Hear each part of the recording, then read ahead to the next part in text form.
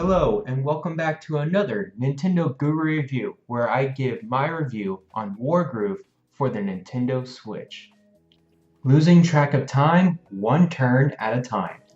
Wargroove is a turn-based strategy game from Chucklefish Games that takes some elements from previous turn-based games and innovates with neat mechanics, amazing pixel art, and an obsessive gameplay loop with a wide variety of units.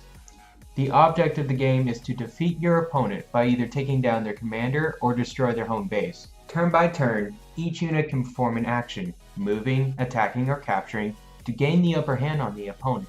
When units attack one another, most of them counterattack depending on the unit type.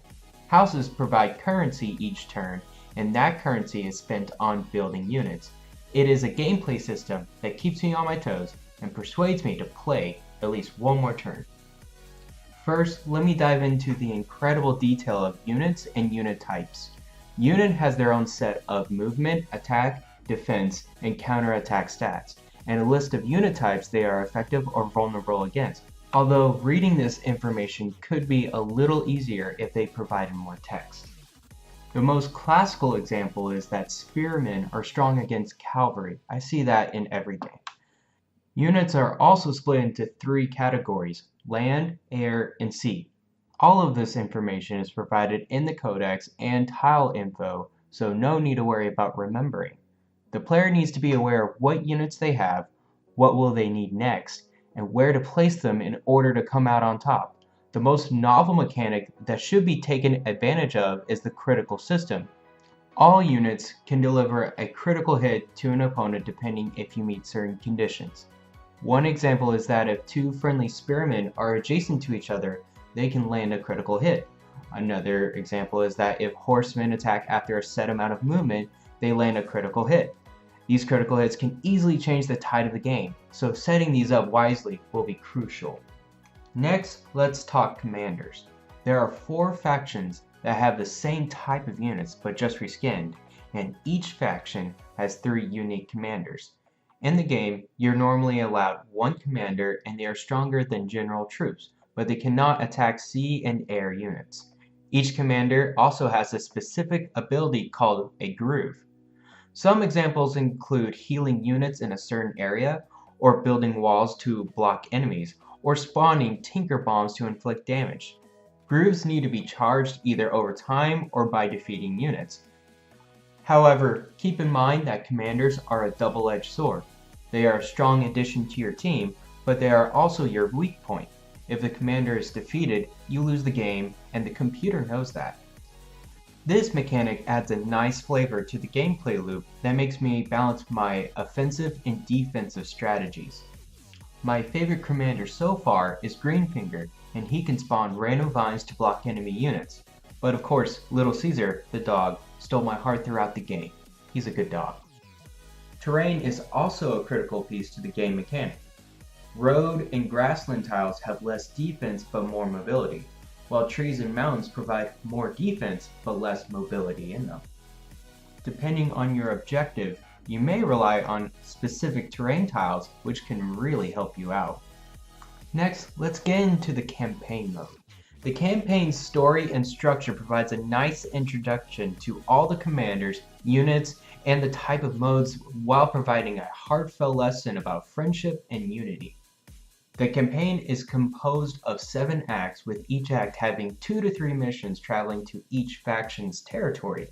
The first few acts are essentially a tutorial for the gameplay mechanics, but later on, each mission also provides some spin in the gameplay structure, such as introducing new units or different objectives.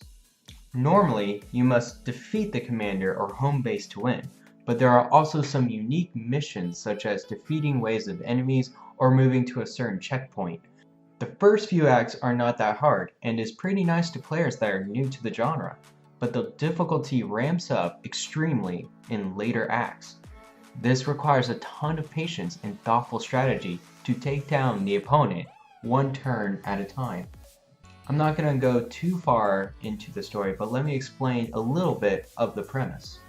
The King of Cherrystone is assassinated by one of the members of the Felheim faction, aka typical evil faction, and they take over the Cherrystone Kingdom.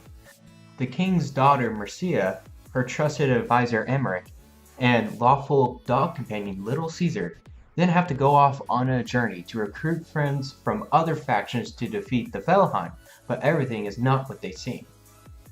I liked the story because it was not overbearing and it connected with the mission structure quite well. It was a well thought out story with characters having interesting relationships.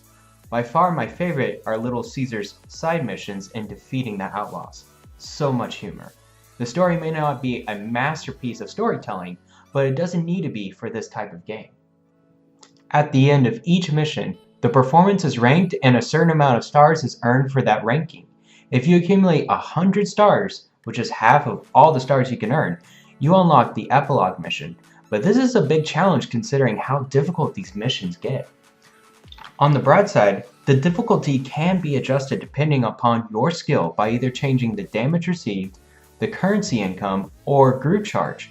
Making it easier will limit you to 1 star per mission, while making it harder there are no extra rewards.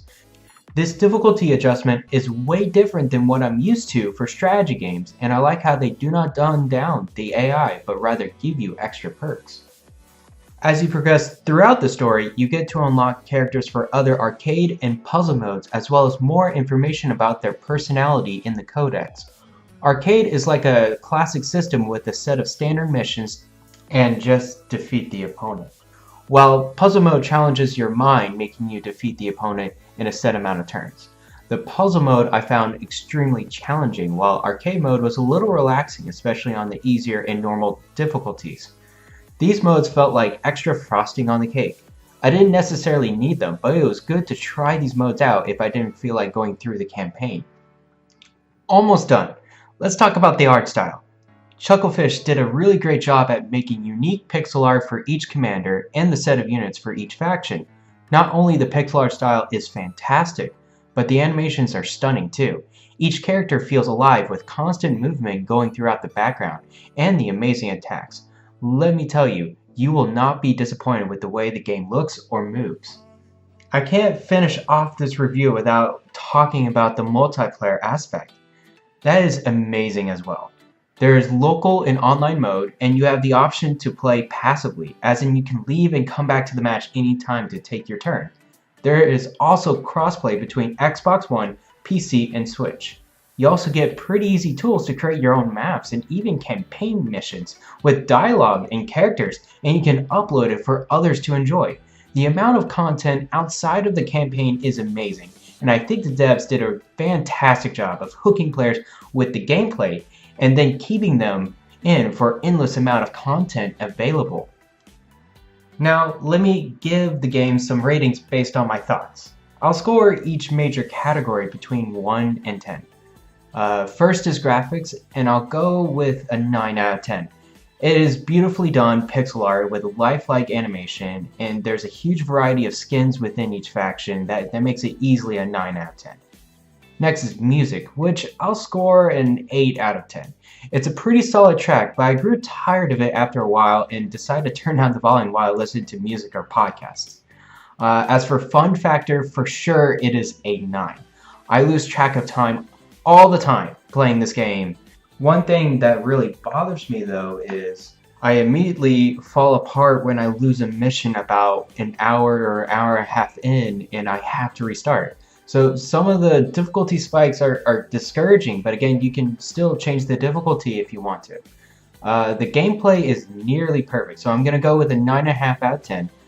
The overall gameplay is solid and really stands out with neat mechanics such as critical hits, commander screws, and unit types. There are very minor things they can improve upon, such as thumbtacking enemies' movement or providing more information on vulnerabilities and strengths of each unit, but that's pretty much it. So the average of my score is an 8.9 out of 10. And that's the end of the review on Wargroove for the Nintendo Switch. Thanks for listening. Please follow me on Twitter at Bland725 and also follow me on Twitch at twitch.tv/BlandExplosion. Thanks guys, and I'll see y'all later on the next Nintendo Guru Reviews.